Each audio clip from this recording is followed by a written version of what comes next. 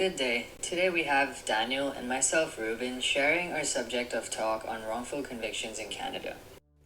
In Canada's criminal justice system, people are sometimes found guilty of crimes that they did not commit.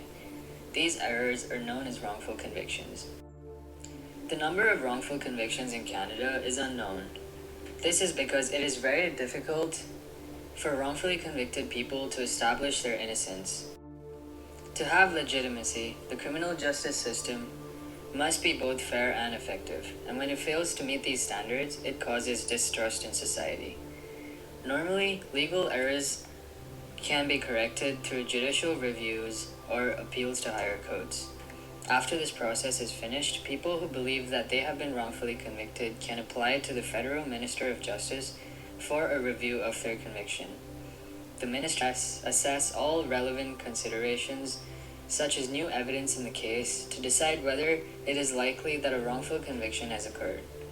If the minister decides that a wrongful conviction has likely occurred, he has several options, including referring the case to a court of appeal or ordering a new trial. Wrongful convictions affect some groups more than others. For example, women, the youth, and Indigenous people experience various forms of pressure to plead guilty. Also, the criminal conviction review process can take several years, which can make it less useful to people who are serving shorter sentences. Public inquiries have investigated specific wrongful convictions. These investigations have highlighted some of the factors that contribute to wrongful convictions, including racial bias, unreliable witnesses, and tunnel vision. Though presumed to be rare, wrongful convictions are among the most serious forms of failure within the criminal justice system. At its most basic level, a wrongful conviction occurs when an innocent person is found guilty of a crime. By their nature, wrongful convictions are likely to remain undetected, making it impossible to know the precise number of such cases in Canada. Establishing that a wrongful conviction has occurred often requires extraordinary persistence as well as luck, such as a development in technology that sheds light on new old evidence or the discovery of new evidence pointing to a different suspect. Top 5 leading causes for wrongful conviction. The biggest factor is eyewitness misidentification. Human memory is valuable, and we don't all recall things in our minds like recorded in a movie. But instead, all these suggestions and seeing someone's picture during that procedure of identifying someone can really stick inside that person's brain, and in that memory, they may believe in good faith that they are pointing at the wrong guy. But no. 70% of our cases show that this is the leading cause of wrongful convictions.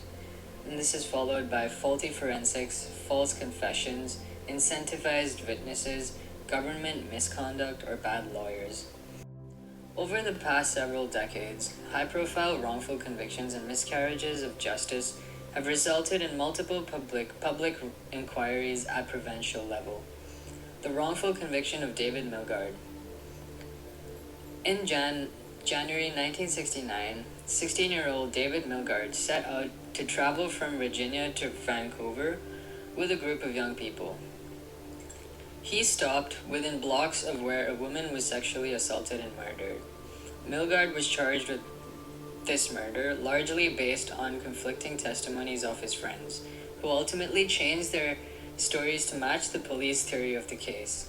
The inspector who took these incriminating statements failed to prepare a report, keep notes, or produce charts or provide a list of questions that were put to the witness.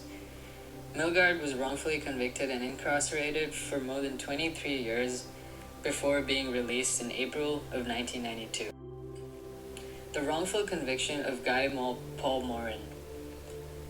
In October 1984, a 9-year-old girl was murdered in Queensville, Ontario. Police quickly focused their investigation on a single neighbor with no criminal record. Paul Morin, initially for no clear reason, he had been described as a weird type guy and a clarinet player. He was acquitted in 1995 after new DNA evidence established his innocence. The wrongful conviction of Donald Marshall Jr., the role of racial bias, occurred.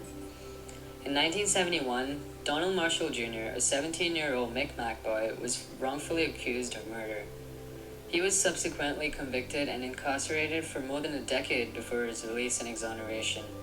While there were several systemic failures that contributed to Marshall's wrongful conviction, his story represents a clear and precedent-setting acknowledging racial bias and systemic discrimination. Criticisms of current law and practices, lack of accessibility and transparency. In order to be eligible for conviction review, a wrongfully convicted person must generally be able to identify new and significant information in their case. An incarcerate person will normally require outside help as well as luck to uncover new evidence that meet the standard.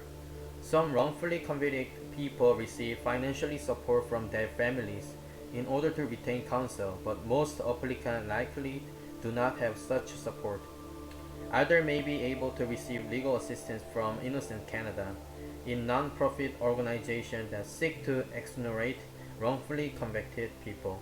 However, financial resources are limited, and in Innocent Canada note that it may take up 2 years before it is able to begin to review a case. In short, financial barrier can prevent wrongfully convicted people from securing access to the conviction review process. Experts are critical of level of transparency in the decision-making process because of recommendation to the minister by the CCRC are protected by solicitor, client privilege applicants, advocacy group, and other stakeholders do not have access to information about the final stage of a conviction review. This perceived lack of transparency can be compounded by the fact that decision untimely rests with the political actor Minister of Justice, which can further reduce an applicant's trust in neutrality of the decision.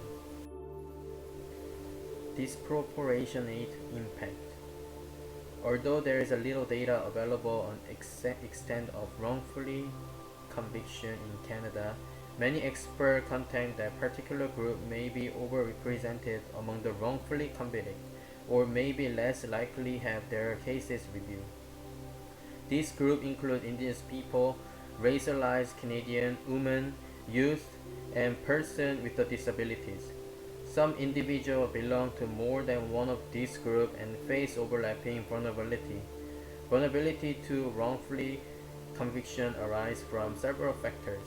Some groups are more likely to be wrongfully convicted for the same reasons that they have overrepresented throughout the criminal justice system. Barrier to compensation. Under international law, wrongfully convicted persons are entitled to compensation under certain circumstances. Article 14-6 of International Covenant on Civil and Political Rights, to which Canada is party.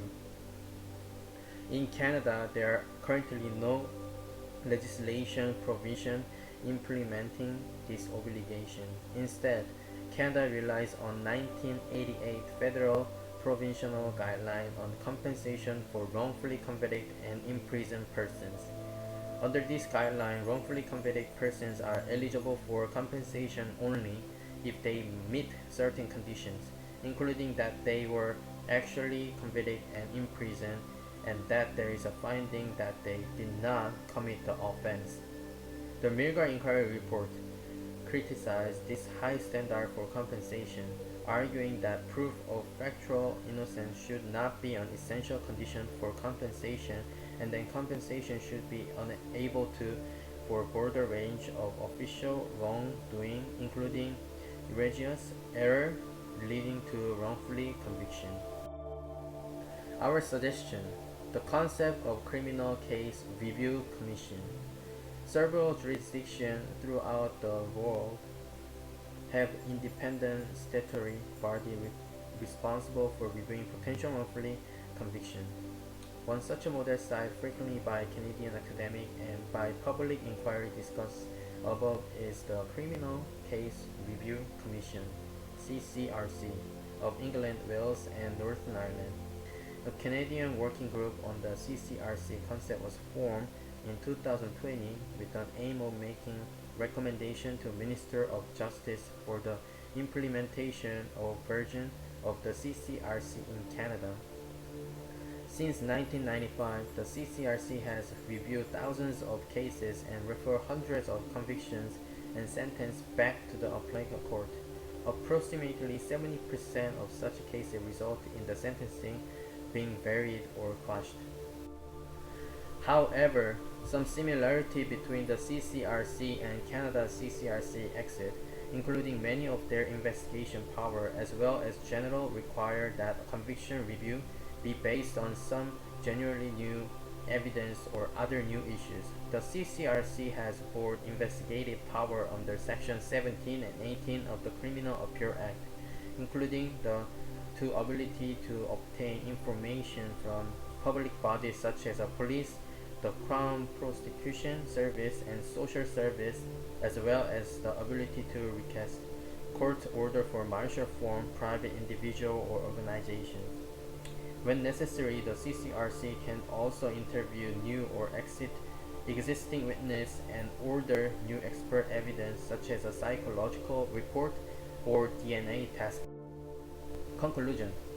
It is the responsibility of courts to provide all conviction individuals with a fair trial using all available resources and evidence in order to prevent wrongful conviction. With the forensic science, justice is being served and innocent are being freed, but not in all cases. Some individuals remain behind the bar hoping to prove their innocence. Every time an innocent person is wrongfully convicted, the real perpetrator escapes prosecution. Both fairness and public safety demands reliabilities in criminal justice system. And here are references. Thank you so much for this semester, Gary.